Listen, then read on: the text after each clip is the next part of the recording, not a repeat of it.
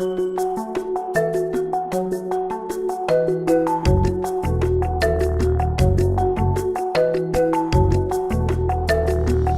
numéro 32 de la JLMB est consacré au droit de la circulation routière, ce que l'on appelle souvent chez nous le roulage. Il comprend notamment 3 décisions qui font application de l'ancien article 19 bis 11, paragraphe 2 de la loi de novembre 1989, devenu aujourd'hui article 29 ter de cette même loi.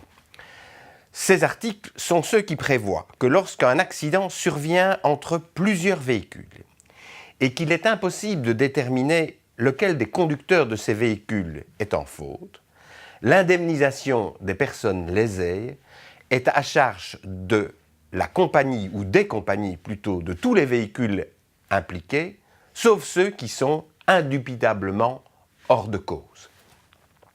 L'article 29 ter a précisé que ce régime ne s'appliquait que lorsqu'il y avait au moins 3 véhicules, forcément d'ailleurs, il y en a un qui n'est pas en cause et 2 dont on ne sait pas déterminer les responsabilités, et qu'il ne bénéficiait qu'aux personnes qui étaient innocentes.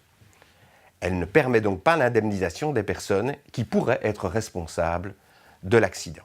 Aurélien Van Allen examine à la lumière de 3 décisions dont un arrêt de la Cour constitutionnelle ce nouveau régime et fait le point.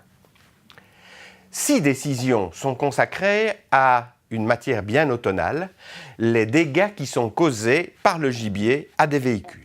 Elles sont analysées et étudiées par Henri de Radziski d'Ostrovik. Le numéro comprend encore 2 autres décisions que j'épingle. Un arrêt de la Cour constitutionnelle du 1er février 2017 en matière de sanctions administratives communales, s'appliquant toujours à des véhicules.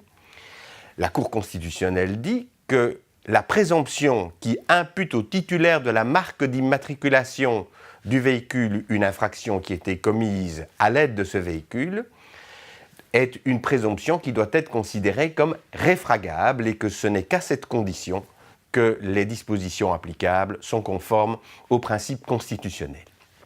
Et enfin, une décision du tribunal correctionnel de Liège du 25 octobre 2016 nous précise que le règlement de l'Union européenne du 4 février 2014 sur l'emploi des tachygraphes en matière de transport routier ne sont pas en elles-mêmes sanctionnés pénalement et qu'il sera nécessaire d'une disposition légale belge pour qu'une sanction puisse être prononcée à l'égard de ceux qui ne respectent pas les termes de ce règlement.